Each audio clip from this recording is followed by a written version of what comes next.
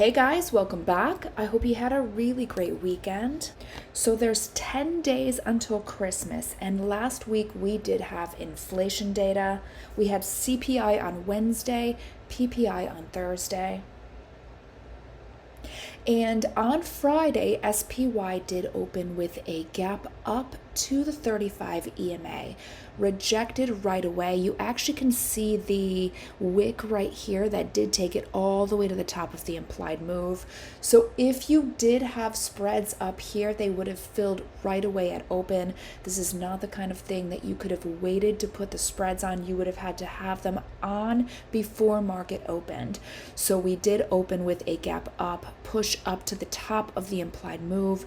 We tapped this gap right here. This is the gap we had after PPI, and then we got rejected down, and we did close out the rest of the CPI gap. That is exactly to the penny where we bounced, and we took it up to close flat.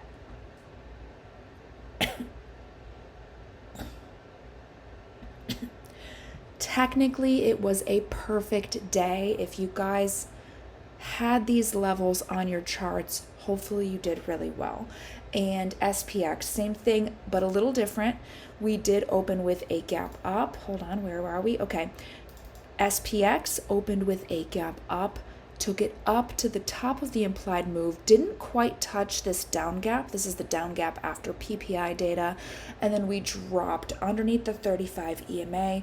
We did see support. It was a little bit sloppy, but around that 30-minute 200 moving average. The main thing is that we did close out that CPI gap, and we did get a technical bounce once we closed it out. So we did come back in, closed flat between the 35 EMA and the 30-minute 200 moving average. So last week, SPY and SPX did have a down week. We started Monday right here. We dropped down. We had CPI, then PPI, and then we closed from Monday to Friday down. SPY did close down 0.02%, so flat. SPX completely flat, 0.00%, VIX down 0.79%, and we did trade completely within the implied move on Friday. And QQQ. We did open QQQ with a huge gap up, completely outside of the implied move. I was a little bit worried about this move. I did trade QQQ on Friday, and I did put bear call spreads on up here. I used 533, 534, and most of the time when we do gap up over the implied move, we push higher. And I was a little worried, but we did end up pulling back down. We closed out the CPI gap. So let's first say that we gapped over that PPI gap right here, and then we did come back down to the 35 EMA. We found support there, and we closed at the top of the implied move. So the top of the implied move was 531. We closed just a little bit underneath that at 530.53. So any of these spreads up here, you could have sold 531, 532, 532, 533, or 533, 534 like I did, and those would have all paid up, and those would have all paid 100%. Quick look at Stupid Willie down below. You could see this pop up right here is lined up right here, and when we saw that bounce, that red signal line right here was in the way, and we did drop back down. This is a really easy indicator to read, but it takes a little bit of watching it before you understand how it works. But if you saw that pop up and then you also saw the red signal line, you wouldn't be fooled on that pop up. So we did drop down after that, and we traded underneath the red signal line the entire day. Still a huge up day for QQQ, and QQQ was the only one that traded green on Friday. So just because we didn't hold those new highs doesn't mean we didn't still have a pretty solid up day. QQQ up 0.77%, again the only green one on Friday. VXN up 1.53%, and we did close within the implied move. The top of the implied move was 531. We closed right within that. And IWM, we had a huge down week in IWM. I'll go over the entire week at the very end here, but we started up with a gap up above the 35 EMA, and IWM had the hugest down week.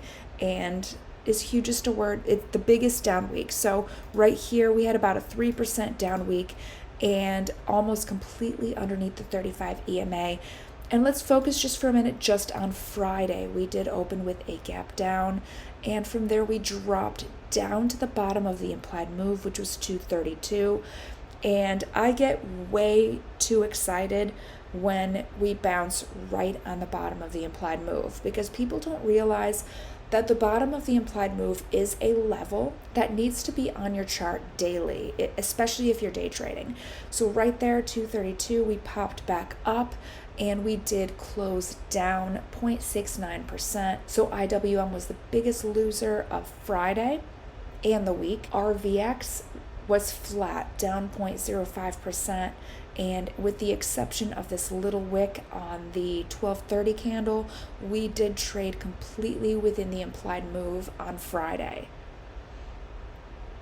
We do have an X right here, and that actually just indicates that on the 1 hour time frame, we are at a critical level right here with that 35 EMA coming down to meet with the 1 hour 200 moving average. So this is the 35 EMA on the next time frame. This is the 1 hour time frame and the 1 hour 200 moving average. So that is huge. We actually dropped underneath that, and the 50-day moving average is not too far away. So do not think that that can't be a target. And then 30-minute time frame, let's get back to that.